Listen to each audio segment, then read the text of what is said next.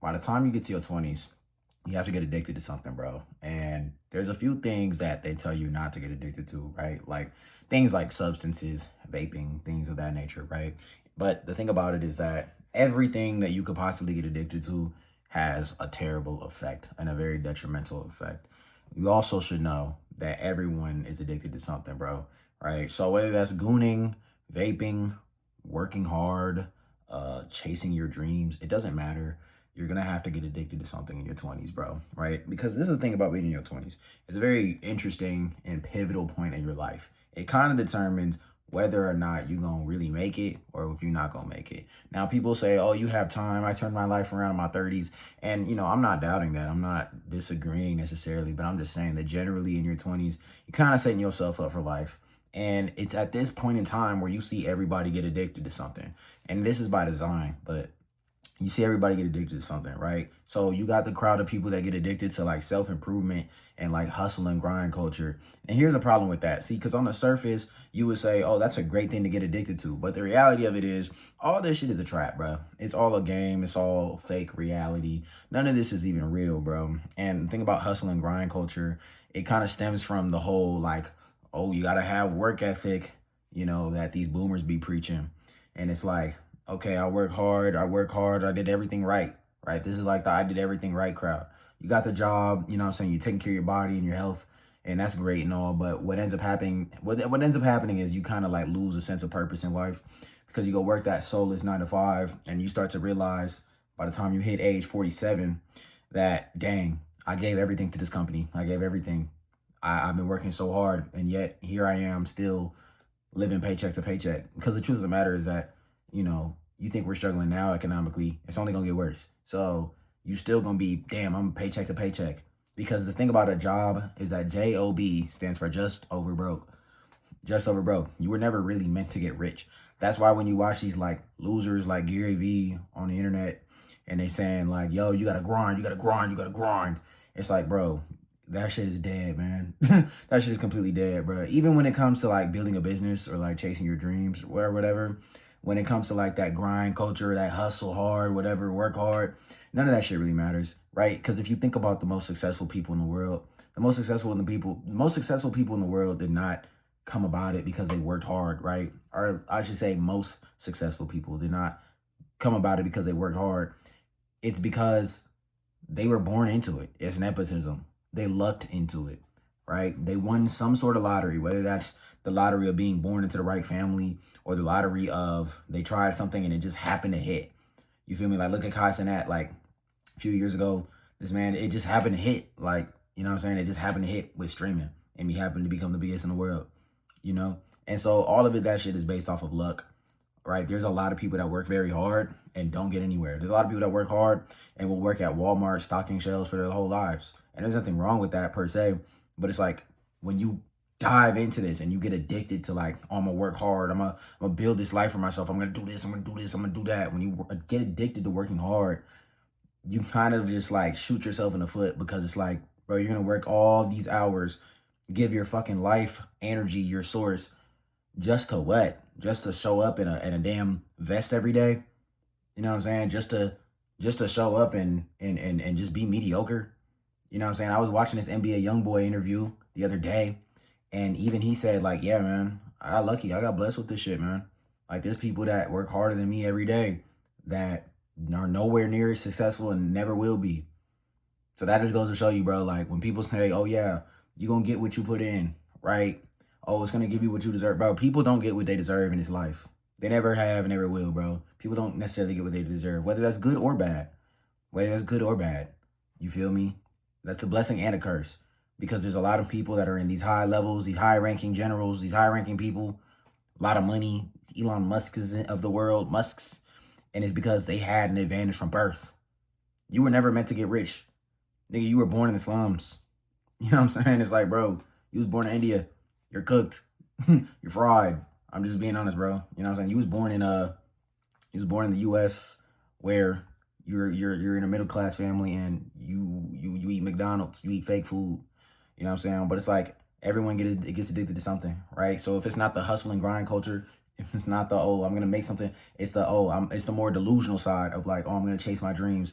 And that shit crashes and burns for like 99% of people because, not everybody can achieve their dreams. That's the truth of the matter, right? That's what no one will tell you. It's like, yes, everyone should chase their dreams, but at the same time, there's going to be winners and there's going to be losers. And that's just the hard truth. And there's people that get addicted to chasing their dreams. That's why you see the struggling artist. That's why that's an archetype, right? The struggling artist who's in their 30s, 40s, maybe even older. And it's like they still trying to make it. It's because that shit is an addiction.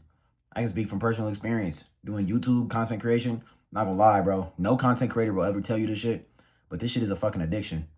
You get addicted to checking your views. You get addicted to checking the likes. You get addicted to checking the comments. Like, you genuinely have to, like, detox yourself from looking at YouTube Studio all day, right? But I'm not just talking about content creators. I'm talking about everything and everyone, right? It's a lot of it's a lot of people that play football, basketball, play a sport. They over here transferring to 20,000 different schools trying to make this shit work.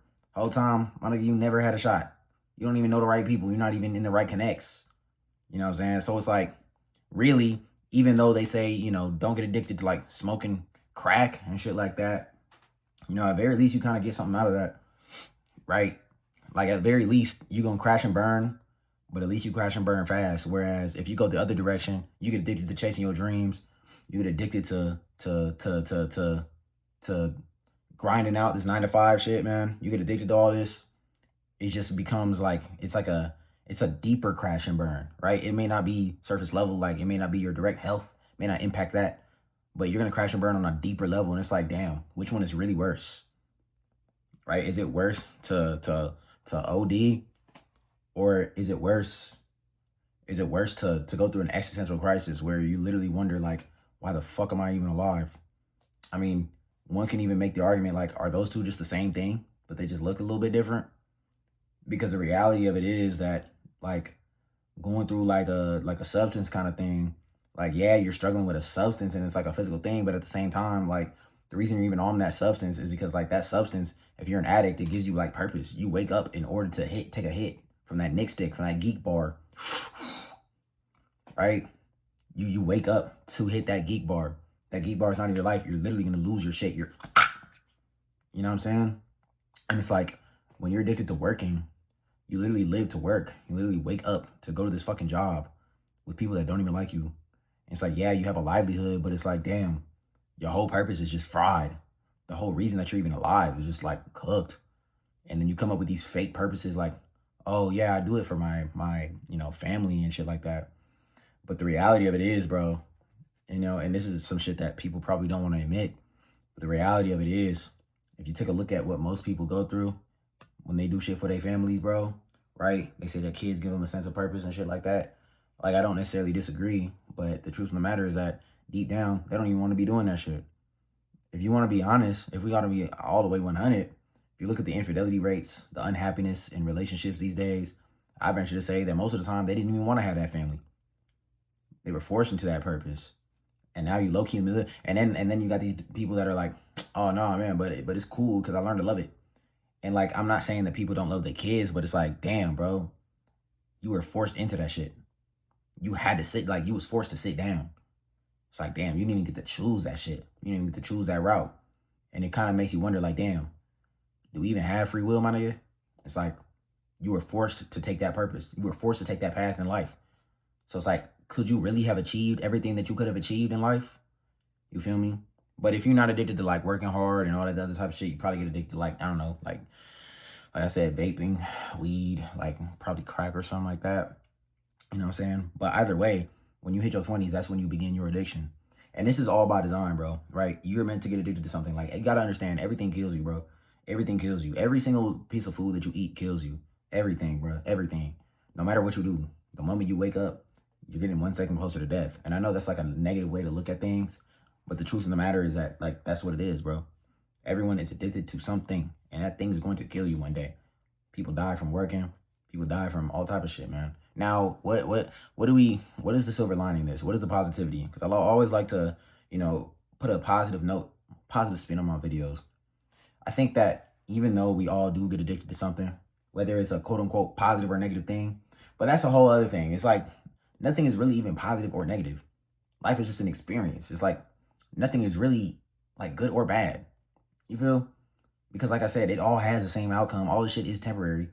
It doesn't really matter what the experience was. The result is always going to be the exact fucking same. Every addiction ends the exact same, in death. You know what I'm saying? And it's like when you're in your 20s specifically, I feel like that's when that addiction is pushed the most. Because it's like, oh, when you're in your 20s, you need to do this and this and this and this and that. Everyone's telling you got to figure shit out. You got to figure life out. And it's like you go one way or the other, bro. But either way, you're going to die. Shit is fucking crazy to think about, man. Life is wild. But like I said, positive spin on this. I think a positive spin is that even though we do have to get addicted to something, bro, even though we must do it, even though we must hand over our life force in one way or another, whether it's quote unquote healthy or unhealthy, I think that we still can make the most of life. And what I mean by that is just because you're addicted to something doesn't mean that it has to be a living hell. And I think that unfortunately, a lot of people, I'd say 99% of people make their own addiction a living hell, right? Like, let me break it down. It's probably a lot of young men watching this that's addicted to the gym, right? Or addicted to gooning. Same shit. Doesn't really matter. It's an addiction, right? And even though one is considered healthy, it doesn't really matter because as someone who is an avid gym bro, I was just thinking about this shit today. The part that nobody talks about being in the gym, hella, you addicted to that shit, you really on that shit, you on top of it, you get body dysmorphia and you look in the mirror and you hate what you see genuinely. You genuinely look in the mirror and don't even see all the greatness that you just earned. You look in the mirror and you're like, damn, I really ain't shit. And guess what? That mindset catches up to you. Why do you think niggas end up booming themselves, just blowing their shit, just like, you know what I'm saying? Like, boom, like just like that, straight like that, just smooth off. Just pow, smooth off. It's because they look in the mirror and they don't like themselves. And that's what happens when you addicted to the gym. But nobody fucking talks about it. Nobody wants to talk about it. You know what I'm saying? But even though that is the case, the solution to all this is enjoying the experience. The problem is that we are constantly outcome dependent. When you're outcome dependent, this addiction is definitely going to cook you, bro. I'm not even going to lie. No matter what it is. No matter what it is. Positive, negative, does not matter. It's gonna catch up to you in the end. But I think the best thing to do is just to enjoy the experience, right? So like when I'm weightlifting, like, yeah, I might look in the mirror and be like, damn, I look like shit today. But it doesn't matter because I'm going to enjoy my time at this gym regardless. Fuck it, let's go hit some PRs. Fuck it, we ball. You know what I'm saying? If you're working that 9 to 5 grind, that hustle grind culture, or maybe you chasing your dreams, what you got to understand, this is especially important if you're chasing your dreams or you trying to build a business or you trying to build something that's outside of the traditional 9 to 5 matrix. What you got to understand is that it's not about the end goal. The journey is the goal. The journey is the dream, my nigga. The journey is literally the dream. There will never be a point where you quote unquote make it. That's how that addiction kills you. Because you think that there's supposed to be some kind of turning point. Oh, I made it. No. Nigga, where you at is you making it. You know what I mean? Enjoying the experience where you currently are is making it. You know what I'm saying? Like if you smoking, bro, or you addicted to alcohol or some sort of substance or whatever the case may be, right? That's low-key the opposite. You're enjoying the experience a little too much, right? You're not thinking about the outcome like at all.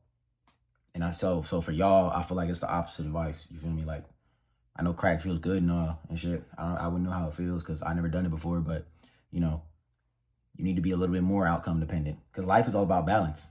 You know what I'm saying? There's people on both ends of the spectrum.